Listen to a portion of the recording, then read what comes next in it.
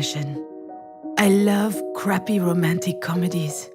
Yeah, it's a cliché. I can't help it. I love them. All those movies have that scene, you know? The girl is at her wit's end. She's been crying her eyes out, her makeup is running, she looks like a zombie. She's done. Which is when Ryan Gosling knocks on her door to coax her out. Miss. Ah, shit. That sounds nothing like Ryan Gosling. See, this is the problem with my life in a nutshell. It's not romantic, and it's certainly not a comedy. All right, where am I? What happened? I felt woozy, and then really, really hot, and I guess that I fainted? Well, dropped to the hospital restroom floor like a sack of potatoes. No better place for a nap. Are you okay, miss? Oh, shit, the doctor. Honestly, not really, no. I'll be alright, though. Are you sure? As if I could be sure of anything. Still, I should probably update my guardian angel. Actually, now that I think about it, maybe there's something I know for sure. If I have to spend one more second lying on this filthy floor, I'm pretty sure that I'm going to vomit. Vomit again, I guess. I'm just a little nauseous is all. I just had a little bit of a moment. A big moment. But it's over now. Sorry, I ducked out. I'm already feeling much, much better. I can hardly tell her the truth, can I? Most people don't actually want you to be honest with them. Oh, I apologize, Dr. Giagana. I just vomited up my breakfast. I had it all over my chin. It wasn't a good look. It's hardly my fault. I haven't been handling stress very well lately. I'll be out in just a second. Those weren't here before. Do you think they have any idea where they are? I'm sure this comes as a shock, but it is crucial that you understand the situation. Your mom had a brain aneurysm. Do you know what that means? Mom. Funny. I could never get myself to call her mom. She's always been Marie to me. As I understand it, it's a weakened artery wall? Correct. And that artery ruptured, which caused a hemorrhage. It is a serious situation. We need to prepare for whatever happens next, very quickly indeed. I've watched enough Grey's Anatomy to know that this is not good. Serious? What can I do? Anything related to medical care will be my team's responsibility. But you are her trusted advocate. I'm sorry, you should be her what aware. now? Do you not remember? This is the reason we called you. We have your name and your number, which means that you signed the release. I have no idea what she's talking about. And since she is not able to express her will, it falls to you to speak on her behalf. But I presume you discussed that when you went through the process. So you must know that there are a number of... I don't believe it! She put my name on the form without... She must have forged my signature. It's hardly a surprise. She's always done that kind of stuff. But I'm not making any important decisions. The phone call from the hospital, that was a surprise. I'd never have thought anything so serious would happen to her. Anyway, when she's back on her feet, she's going to have a good laugh about this. The idea of me deciding on her behalf. Although, that's just a figure of speech, huh? I can't remember the last time I saw Marie laugh. Actually, I do. When she read my first screenplay in high school. The passion with which she disregarded my work was always amazing to me. She almost died laughing that day. And the saddest part, she was right. It totally sucked. I'm sorry, Miss Fortin? Demange. I went back to my maiden name. I'm sorry, that wasn't in your file. Listen, I understand that this is all very sudden, but we don't have a lot of time. We need to focus. We do indeed. I'm sorry, it's just... It's okay. I understand. It's not an easy situation. Our major concern right now is the hemorrhage is spreading. There's the risk of a cerebral vasospasm. That is a complication which could severely affect her brain. Is she going to die? We're doing our best to make sure that doesn't happen. But there could be long-term consequences. This sort of event severely No, it impacts the can't body. be. And mental functions may also I'm be not impaired. ready for this. I need to know if you and your mother will be able to deal with that sort of complication. Holy fucking shit. Shit. To be completely frank, if we're able to pull your mother through this, there's only a small chance she'll be like she was before. Small? How small? Smaller than that. In all probability, she will never be quite the same. Some people would prefer not to keep living under such circumstances. That rather their medical care were geared more around letting go as gracefully as possible. What I need to know is, what would your mother want? I don't know how to answer that.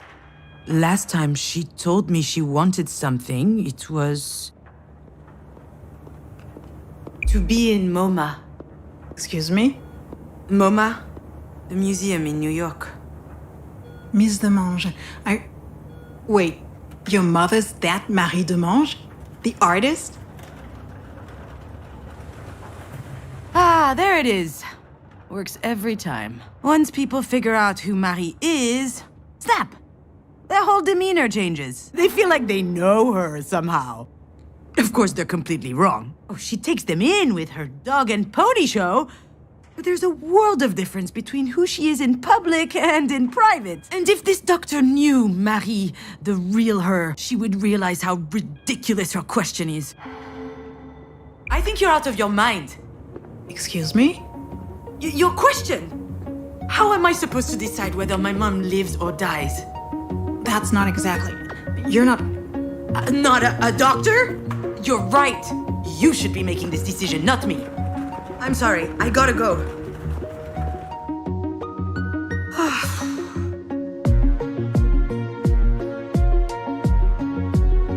I know what she'd say. That I'm running away again. What did she expect? That I just show up and what? Decide whether she lives or she dies? I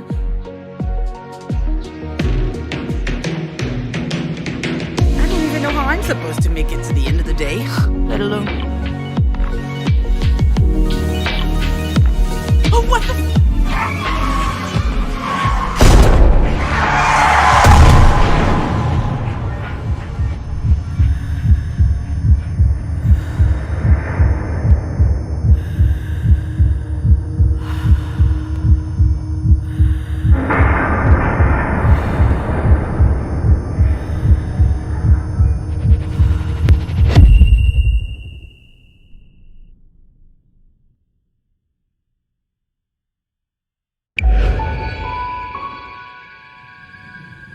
I remember, Diane and I found an injured bird in the backyard. It was tiny.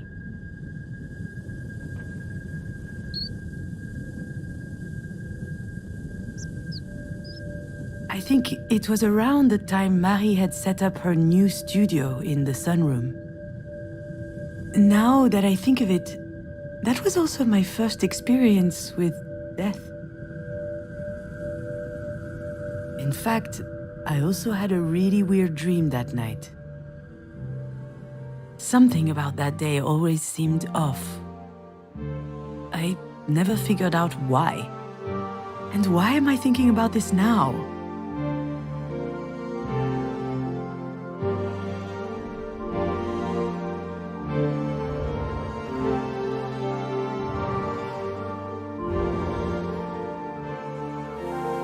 Yeah, Diane was so proud of packing her own suitcase.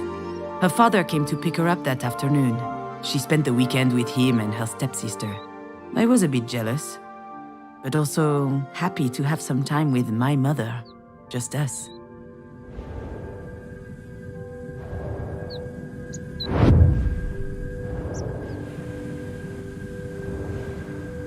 Marie told us she'd take care of the bird, so we went back to playing. I never saw it again, and when I asked what happened, she said it just flew away. I was so relieved.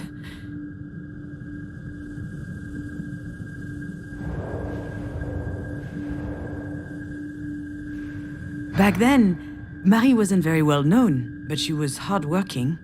She had just started a series on birds, actually. They were all over the house. She considered them a symbol. A postmodern symbol of anti-anthropic levity. Classique Marie.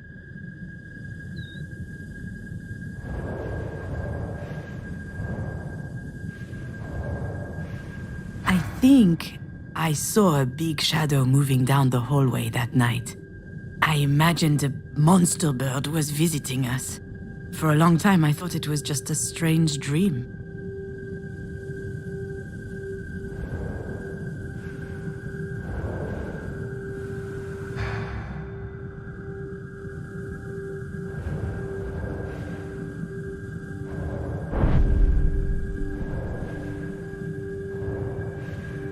The nest was high up in the tree, but the bird was obviously young. It was it must have been badly hurt.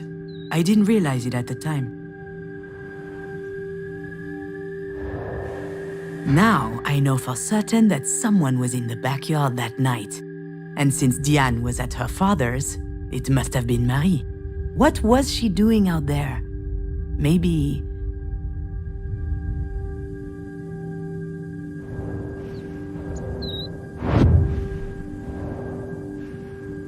Marie was always quite passionate about birds. So I suggested we keep this one as a pet once it got better. I could already imagine it. A beautiful cage tucked in the corner of the studio. She got so mad. At the time, I didn't understand why she reacted like that. But now...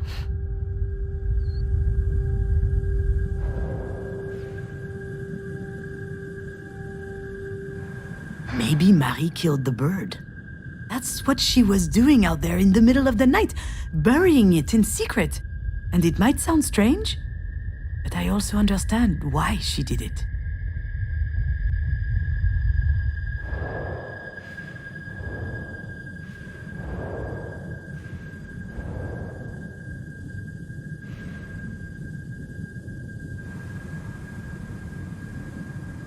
Marie is really an astonishing person, you know?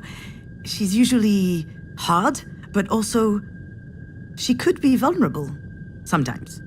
She couldn't stand seeing the bird injured. She knew it would never recover. It was too weak. I remember she said, "Not being able to fly, that's no life for a bird." She thought it would be better off dead. She could have just abandoned it, let things run their course. But I don't think she did. I think she killed it with her own hands. It sounds cruel, doesn't it? But that's just Marie. That's her outlook on life. She's all or nothing.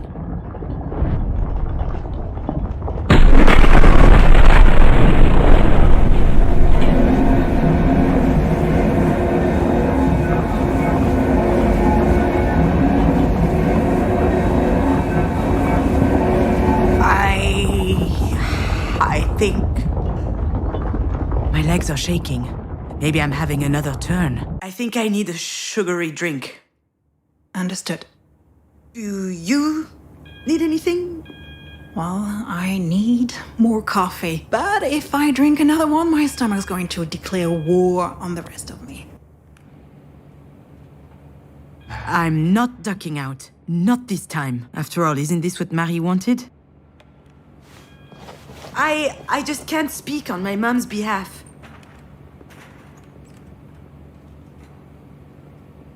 One thing's for sure, she's a radical. She's all or nothing, all the time.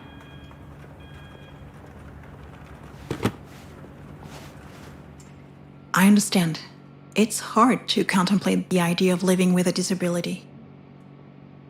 It's not that, not at all. If we were talking about me or someone else, I would say it's gonna be fine. You adapt, people do it all the time. They have to. Life's too important. I would say that. She wouldn't. I'm not sure that answers your question. She certainly comes across as rather forthright. You don't say. I've seen her on TV a couple of times. My father loves her. She's an extraordinary artist. In her interviews, she's so impressive, fierce even. It must be quite something to be the daughter of someone so talented. I've heard this one before. That's a polite way to say, it can't be easy to have a nutcase for a mother. You get used to it.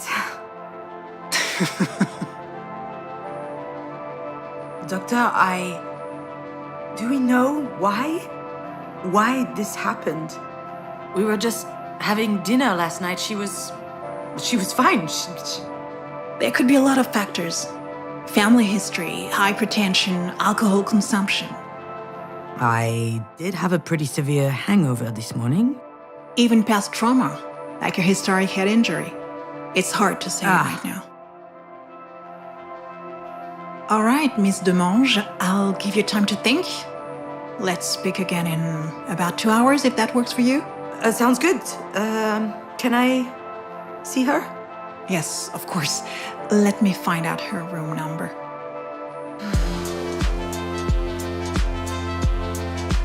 I know what I have to do, what I should do. It wasn't that long ago that I could write this kind of scene without breaking a sweat. I step into the room, there'll be tubes everywhere, beeping sounds.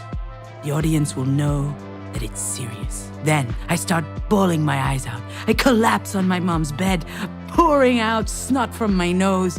Or maybe I'll be dignified, stony-faced, standing quietly in the corner, close up on my face. They'll see I'm suffering deep inside. A single tear rolls down my cheek. That's exactly how it will happen.